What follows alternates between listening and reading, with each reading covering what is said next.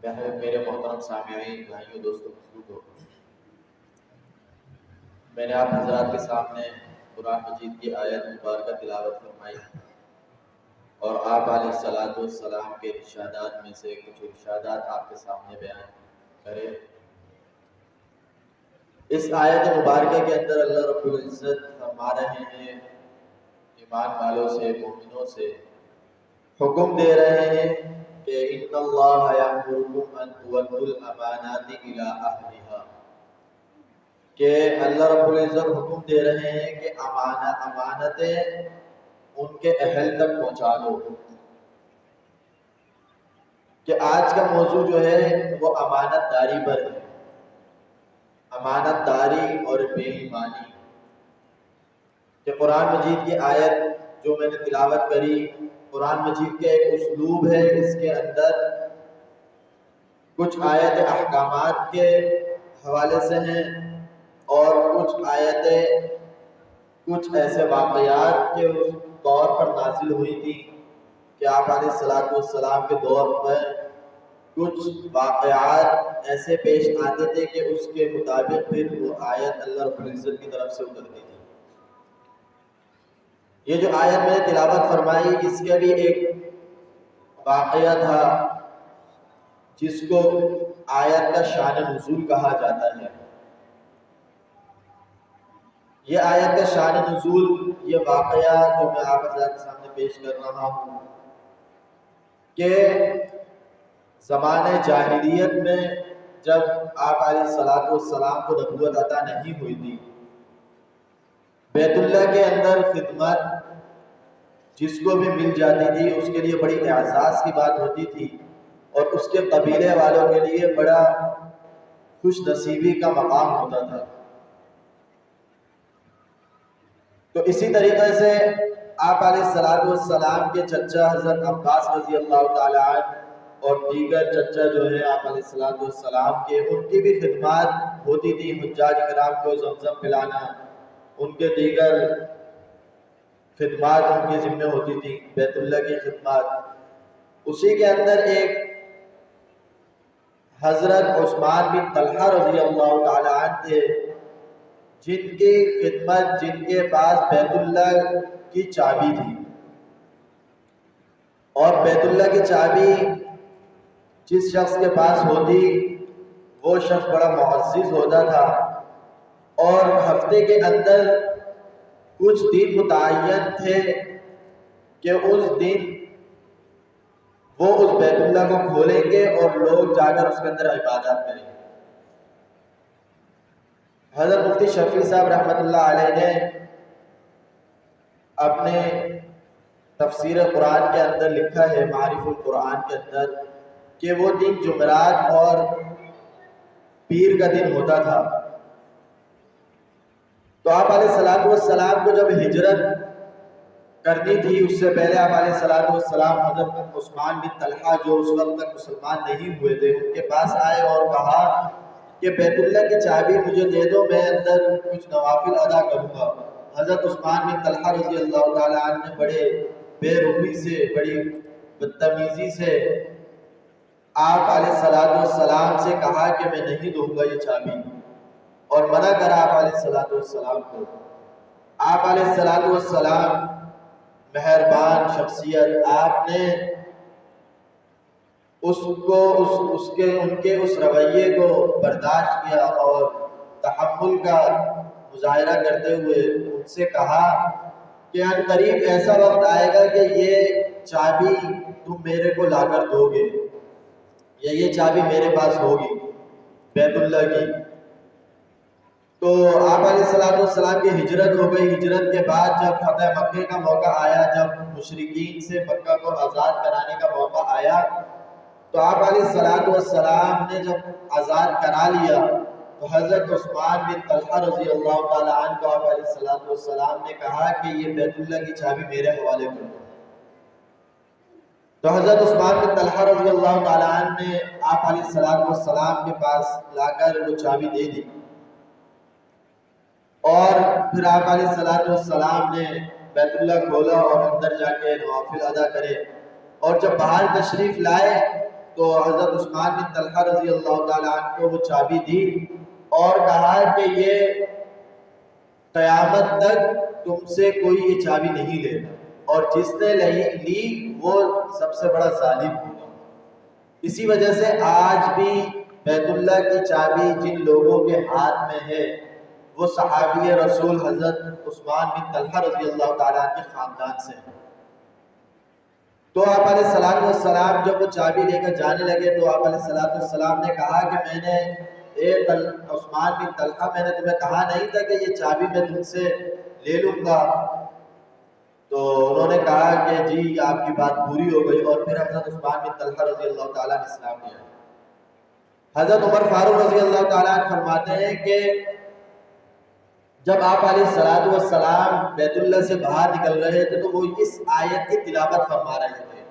کہ ان اللہ یأمرکم ان تؤدوا الامانات الی اہلھا، کہ حضرت فرماتے ہیں کہ حضرت عثمان بن طلحہ رضی اللہ تعالیٰ عنہ نے جب وہ چابی آپ علیہ الصلوۃ والسلام کو دی تو یہ کہا کہ یہ میں آپ کے پاس امانت کے طور پہ دے رہا ہوں، کہ اگرچہ ان کو یہ کہنا نہیں چاہیے تھا کہ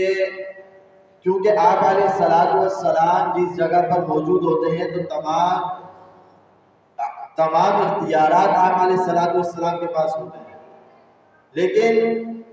یہ بات کہنا، اور اللہ رب العزت نے اس آیت کو نازل فرمایا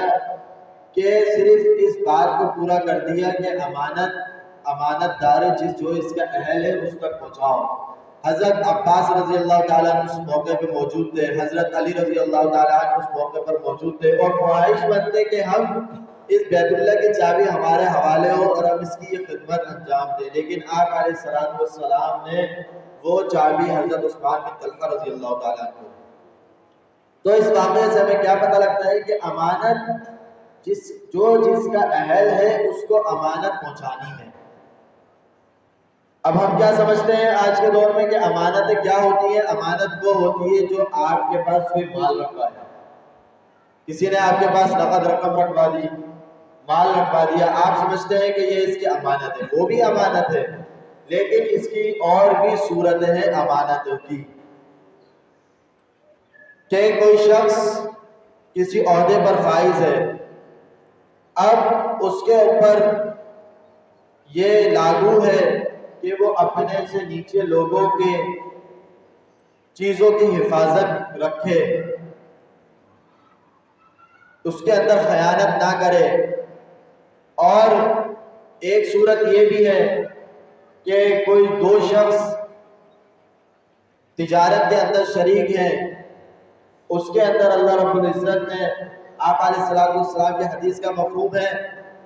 کہ فرماتے ہیں کہ اللہ رب العزت نے فرمایا کہ دو شخص جو شریک ہوتے ہیں اس کے اندر تیسرا میں ہوتا ہوں ان کے درمیان، اور اگر کوئی ان میں سے خیانت کرتا ہے تو میں ان کے درمیان سے نکل جاتا ہوں۔ کیا مطلب کہ اگر وہ شخص ان میں سے کوئی خیانت کرتا ہے تو اللہ رب العزت ان پر مدد چھوڑ دیتے ہیں، ان کی تجارت کے اندر جو برکات تھی، جو چیزیں تھی، وہ اللہ رب العزت پیچھے چھوڑ دیتے ہیں ان کو، اور جو ہے ان کے اس کے اندر گھاٹا شروع ہو جاتا ہے اور ان کے بے برکتی شروع ہو جاتی ہے اور وہ پریشانی کے اندر گر جاتے ہیں۔ تو جو عہدیدار لوگ ہوتے ہیں ان کے اوپر لاگو ہے کہ وہ اپنے لوگوں کی امانت کا خیال رکھیں۔ آپ علیہ الصلوۃ والسلام کو جب نبوت عطا نہیں ہوئی تھی، آپ علیہ الصلوۃ والسلام اس وقت اپنی قوم کے اندر، اپنے علاقے کے اندر صادق اور امین کے نام سے مشہور تھے، کہ جب آپ علیہ الصلوۃ والسلام کو نبوت ملی، آپ علیہ الصلوۃ والسلام لوگوں کو دعوت دینے کے لیے ایک پہاڑ پر تشریف لے گئے اور اعلان کیا، لوگوں کو جمع کیا اور لوگوں سے کہا کہ اگر میں کہوں کہ یہ جو پیچھے پہاڑ ہے اس کے پیچھے دشمنوں کا لشکر ہے اور کچھ ہی دیر میں وہ ہم پر حملہ کر دے گا تو تم میری بات مانو گے؟ تو لوگوں نے کہا کہ ہم نے آپ کو آج تک بھی صادق اور امین مانا ہے، آپ نے اگر یہ کہا تو اس کا مطلب ہے کہ پیچھے یہاں پر لشکر ہے اور ہم پہ حملہ کر دے گا. یہ بات آپ کی درست اور سچ ہے, سچ ہوگی یہ. اور لوگ اس وقت میں آپ علیہ السلام کے پاس اپنی امانتیں رکھواتے تھے. اگرچہ لوگ آپ پر ایمان نہیں لائے, آپ کو برا بھلا کہتے تھے, لیکن ان کو پتا تھا کہ یہ شخص آپ علیہ السلام یہ امین ہے, امانتوں کی حفاظت کرنے والے ہیں, اور جو شخص جب ان سے اپنی امانت مانگے گا یہ اپنی امانت لوٹا دے گا. اسی وجہ سے جب ہجرت کا موقع آیا تھا آپ علیہ السلام کے پاس مشرکین مکہ کی امانتیں تھیں بہت ساری. جب آپ علیہ السلام کا حکم ہوا ہجرت کا تو آپ علیہ السلام نے حضرت علی رضی اللہ تعالی عنہ کو فرمایا کہ تم میرے بستر پر آرام فرماؤ, اور جب تم یہ امانتیں لوگوں تک پہنچا دو تو پھر میرے پاس یثرب مدینہ, یثرب اس کا پرانا نام تھا جو مدینہ ہے, وہاں پر لوٹ آنا میرے پاس. تو کیا ہجرت کے موقع پر جب دشمن آپ علیہ السلام کی جان کے پیچھے تھے, اس وقت بھی لوگوں کی امانتیں آپ کے پاس موجود تھی, اور آپ کو فکر تھی کہ یہ امانتیں کہیں ایسا نہ ہو ضائع ہو جائیں, اس لیے پیچھے آپ حضرت علی رضی اللہ تعالیٰ عنہ کو نگران بنایا اور کہا کہ جب تک یہ امانتیں تم لوگوں تک نہیں پہنچاؤ گے, اس وقت تک جب یہ امانتیں پہنچا دو گے لوگوں تک, اس کے بعد پھر ہجرت کر کے میرے پاس چلے آؤ. تو یہ سیرت سے ہمیں ملتا ہے کہ امانتوں کی حفاظت کرنا ہر انسان کا فرض ہے. اور حدیث شریف ہے کہ لا ایمان لمن لا امانت له ولا دین لمن لا عہد له, کہ اس شخص کے اندر ایمان ہی نہیں جو امانت دار نہیں, اور اس کے اندر دین نہیں جو عہد کی پاسداری نہ کرے, کوئی وعدہ کرے تو اس کی پاسداری نہ کرے. دوسری حدیث ہے جس کے اندر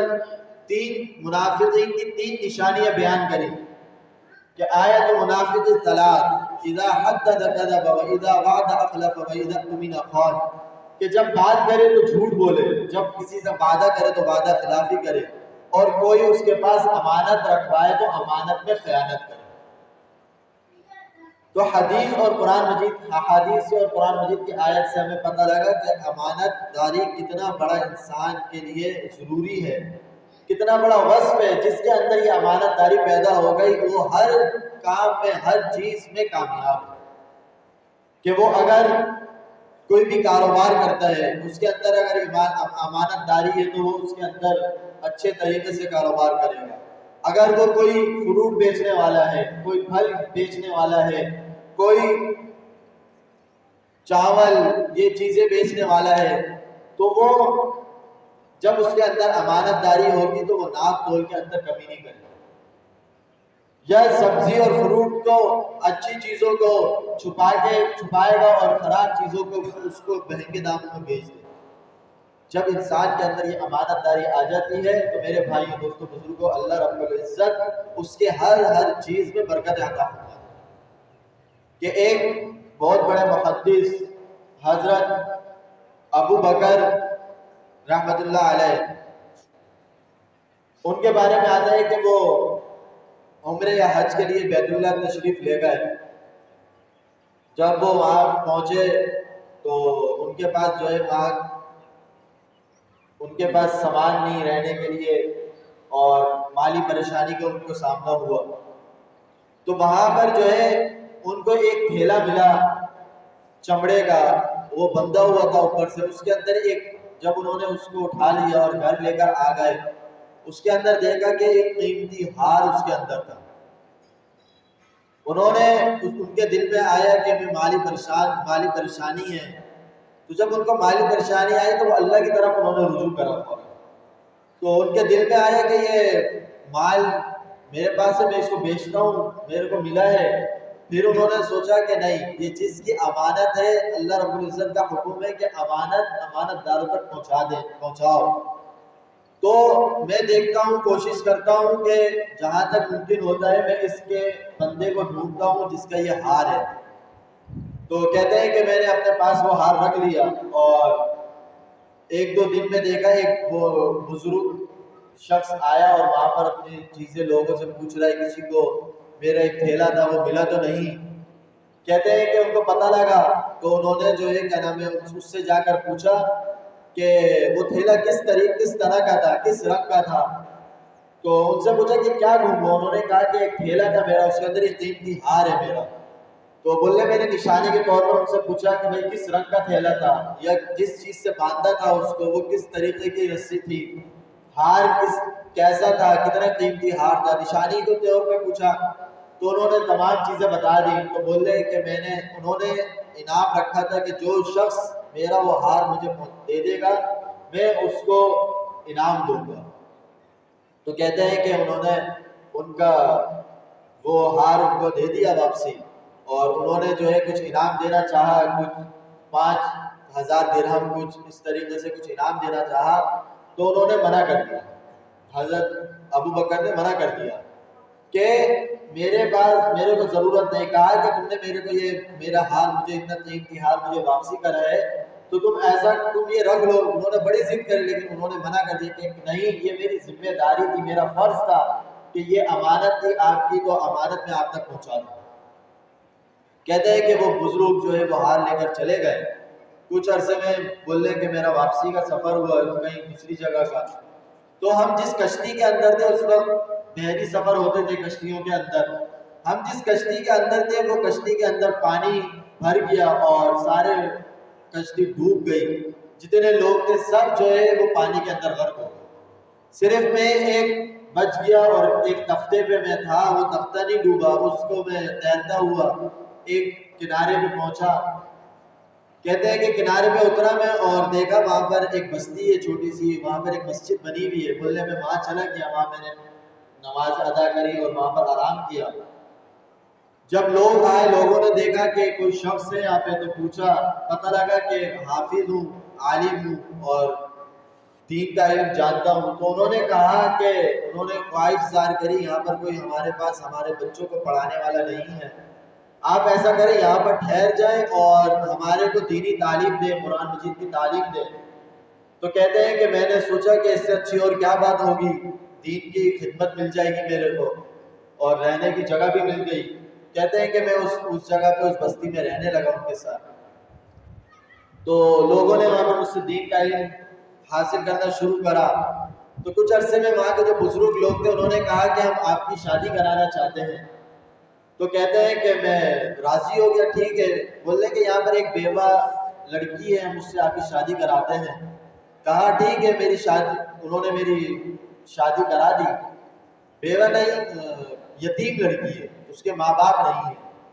اس سے میری شادی کرا دی. جب میں اس کے پاس گیا تو میں نے دیکھا جو میں نے ہار اس بزرگ کو دیا تھا وہی ہار اس عورت، اس لڑکی کے گلے میں نے دیکھا. کہتے ہیں کہ میں بیٹھا ہوا رات میں اس کی ہار کو دیکھ رہا ہوں اور سوچ رہا ہوں کہ یہ ہار یہاں پر کیسے آیا، میں نے تو یہ اس شخص کو وہاں پر دیا تھا. کہتے ہیں کہ میں اسی پریشانی کے اندر، اسی سوچوں کے اندر رات بسر ہو گئی. اور جو ان کی بیگم تھی وہ اپنے جو رشتے دار تھے ان کے پاس گئی کہ تم نے کس ایسے لڑکے سے، ایسے بندے سے شادی کرا دی کہ وہ رات میں بس ایک ہار کے بارے میں ہی سوچتا رہا اور پوچھتا رہا اور دوسری کوئی اس نے بات ہی نہیں کری. تو لوگوں حضرت کے پاس آ گئے اور حضرت سے کہا کہ کیا ماجرا ہے. تو کہنے لگے کہ میں یہ سوچ رہا تھا کہ یہ ہار تو میں نے کہاں پر اس شخص کو یہ امانت لوٹائی تھی، یہ اس لڑکی کے گلے میں کہاں سے آیا. کہتے ہیں کہ لوگوں نے نعرے تکبیر بلند کیا اور کہا کہ یہ ایک شخص جو یہاں پر اس کا باپ تھا وہ یہاں رہتا تھا، اس نے کہا تھا کہ میں اپنی بیٹی کے لیے وصیت کر کے جاتا ہوں کہ ایک امانت دار شخص ایسا میں نے دیکھا ہے کہ اس نے یہ قیمتی ہار اگر وہ چاہتا تو اپنے پاس رکھ سکتا تھا اور اس سے اپنے پاس بہت سا مال حاصل کر سکتا تھا، لیکن اس نے یہ امانت مجھ تک پہنچائی اور اس کے عوض کچھ بھی نہیں لیا. اتنا دیانتدار شخص میں نے نہیں دیکھا اپنی زندگی کے اندر. اگر اس شخص سے تم لوگوں کی کبھی ملاقات ہو جائے تو میری بیٹی کا نکاح اس کے ساتھ کرا دو. تو کیا اب اس واقعے کے اندر ہمیں کیا سبق ملا کہ انہوں نے اس امانت کو ان تک پہنچایا. ان کو دیا، اس کے عوض کچھ بھی نہیں لیا، اللہ رب العزت سے بدلہ صرف چاہا۔ اللہ رب العزت نے پانی کے اندر، سمندر کے اندر جب سب کو غرق کر دیا، ان کو اس کے اندر حفاظت فرمائی۔ اللہ رب العزت ایسی بستی کے اندر لے کر آیا جہاں پر دین کے خدمت کرنے کے لیے کوئی نہیں تھا، ان سے دین کی خدمت لی، وہاں پر لوگوں کو دین کی تعلیمات انہوں نے دی وہاں پر، اور پھر ایک نیک لڑکی سے ان کا نکاح ہو گیا۔ کہتے ہیں کہ پھر ان لڑکی سے ان کے ساتھ میری شادی ہوئی، اور 2 سال میری شادی رہی اور 2 بچے ہوئے میرے۔ پھر میری اس بیگم کا انتقال ہو گیا، اور کچھ عرصے میں میرے جو بچے ہوئے تھے ان کا بھی انتقال ہو گیا، اور وہ ہار پھر وراثت کے اندر میرے پاس واپسی آ گیا۔ کہ کہا کہ وہ حرام طریقے سے ان کے پاس اگر وہ چاہتے تو اس کا حرام طریقے سے حاصل کر سکتے تھے اس ہار کو۔ اللہ رب العزت انہوں نے امانت داری دکھائی، ایمانداری دکھائی، اللہ رب العزت نے حلال طریقے سے وہ ہار ان کے پاس واپس لوٹا دیا، اور جب انہوں نے وہ ہار بیچا تو ان کو لاکھوں دراہم ان کو اس ہار کا عوض ملا۔ بہت بڑی پراپرٹی سمجھے، بہت بڑا مال ان کو اس کا حلال طریقے سے ان کو ملا۔ کیا حلال طریقے سے ملا، اور اس کے اندر اللہ رب العزت نے برکت دی۔ تو میرے بھائی دوستو بزرگوں، ایمانداری بہت بڑی چیز ہے۔ اگر ایک شخص کے اندر ایمانداری آ گئی تو وہ دنیا کے اندر تو کامیاب ہوگا ہی ہوگا، اللہ رب العزت آخرت کے اندر بھی اس کو کامیابی عطا کرے۔ ایک آخری واقعہ بے ایمانی کے اوپر میں آپ کے سامنے عرض کر کے بیان کو ختم کرتا ہوں، کہ ایک تاجر حج کے لیے سفر پہ نکلا، اور حج کے سفر میں تھا کہ رستے میں اس کی موت آ گئی، وہ مر گیا۔ اب لوگ جو ہے وہاں پر جو ان کے ساتھی تھے انہوں نے اس کو کفن دفن دیا، اور پریشان کہ اب زمین کھودنے کے لیے ان کے پاس کوئی چیز نہیں تھی کہ زمین کھودے ہم اس کو دفن کرنے کے لیے۔ تو وہاں پر دیکھا ایک بڑھیا عورت تھی، اس کے جھوپڑی لگی ہوئی تھی، اس کا گھر تھا۔ اس بڑھی عورت کے پاس گئے، اس سے بولا کہ آپ کے پاس کوئی ایسی چیز ہو زمین کھودنے کے لیے ہمیں مل جائے، ہمارے ایک ساتھی انتقال کر گیا، اس کو دفنانا ہے۔ تو کہتے ہیں کہ وہ بوڑھی عورت کے پاس ایک کھدال تھی جس سے زمین کھودنی تھی، لیکن وہ عورت دے نہیں رہی تھی۔ ان سے بڑی ضد کری، بڑی منتیں کری۔ انہوں نے کہا کہ میں یہ ایک شرط پہ دوں گی کہ تم مجھے یہ واپسی لا کر میرے کو دو گے، کیونکہ یہ میرے خاندانی کھدال ہے، میرے پشتوں سے میرے پاس آ رہی ہے، بڑی قیمتی ہے میرے لیے۔ تو کہتے ہیں کہ ہم نے اس سے وعدہ کیا اور اس سے وہ کھدال لے لی، اور جب ہم لے کر پہنچے ہم نے زمین کے اندر گڈھا شروع کیا۔ جب ہم نے گڈھا کر دیا اس زمین کے اندر، جب اس کو کھود دیا تو اس شخص کو اس کے اندر دفن کرا۔ دفن کر کے جب ہم اللہ رب العزت نے ان کے ذہن سے نکال دیا کہ کھدال جو ہے کیا نام ہے بوڑھی عورت کو لوٹانا ہے،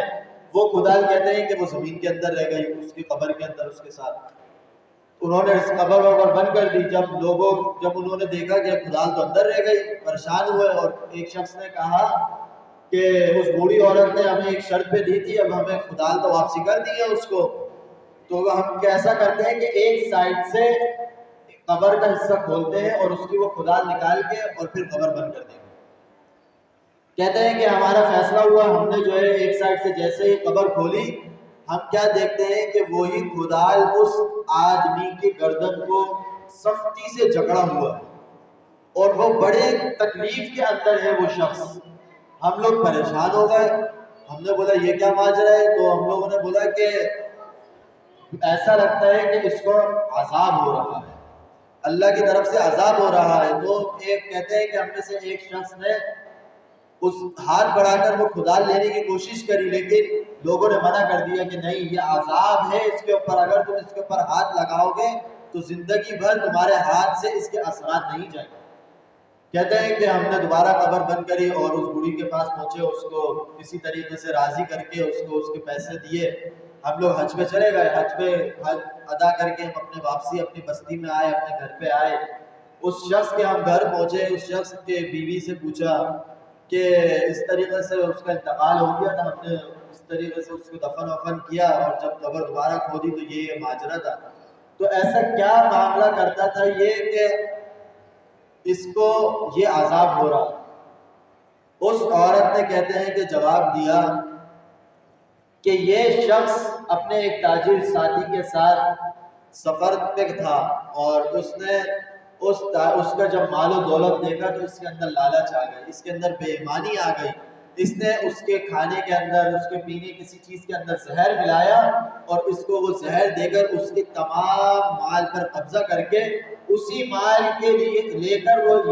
اسی مال سے جو ہے یہ حج پہ جا رہا تھا، جو اللہ رب العزت نے اس کو اس عذاب کے اندر مبتلا کیا کہ بے ایمانی کا انجام اس کو قبر کے اندر جاتے ہی کچھ ہی وقت کے بعد جب قبر کھولی تو اس کا دیکھا کہ عذاب اتنا سخت عذاب ہو رہا تھا۔ تو میرے بھائیوں، دوستوں، بزرگوں، یہ بے ایمانی کی سزا بھی ہے۔ اسی طریقے سے ایک اور واقعہ ہے کہ ایک شخص کا انتقال ہو گیا سفر کے اندر، اور جب اس کی قبر کے لیے گڈھا کھودتے تو سانپ نکلتا، دوسری جگہ گڈھا کھولتے وہاں پر بھی سانپ نکلتا، تیسری جگہ چوتھی جگہ کہتے ہیں کہ کافی جگہوں پہ گڈھا کھودا سانپ نکلا۔ تو حضرت عبداللہ بن عباس رضی اللہ تعالیٰ کی خدمت میں حاضر ہوئے اور ان سے کہا کہ یہ ماجرا ہے۔ تو ان سے پوچھا تو انہوں نے کہا کہ تم اس کو قبر کے حوالے کر دو، اس کا کوئی ایسا گناہ ہے کہ اللہ رب العزت نے اس کو یہ عذاب دینا ہے۔ تو لوگوں نے قبر کھودی، اس کے اندر سے وہی ہوا، سانپ نکلا، انہوں نے مجبوراً اس کی لاش کو اس قبر کے اندر دفن کرا کسی طریقے سے،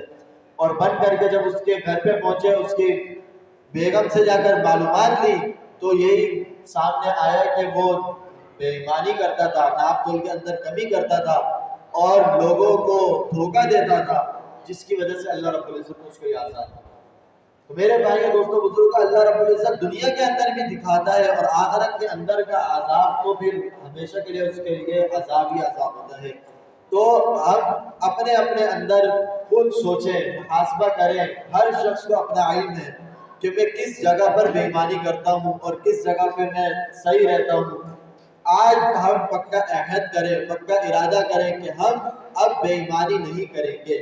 ہم کہیں مزدوری کرتے ہیں تو ہم اپنا وقت پورا دیں گے اس کے اندر، اگر ہم کسی کے پاس کام کرتے ہیں تو اپنا وقت، جو ہمارا وقت ہے 12 گھنٹے کی ڈیوٹی ہے، 10 گھنٹے کی ڈیوٹی ہے، ہم اس کو پورا وقت پورا دیں گے وہاں پہ، کیونکہ یہ اگر اس کے اندر بھی کمی کریں گے تو یہ بھی بے ایمانی کے اندر شمار ہوگا۔ تو میرے بھائیوں دوستوں بزرگوں، ہر بندہ اپنے اپنے اندر عہد کرے کہ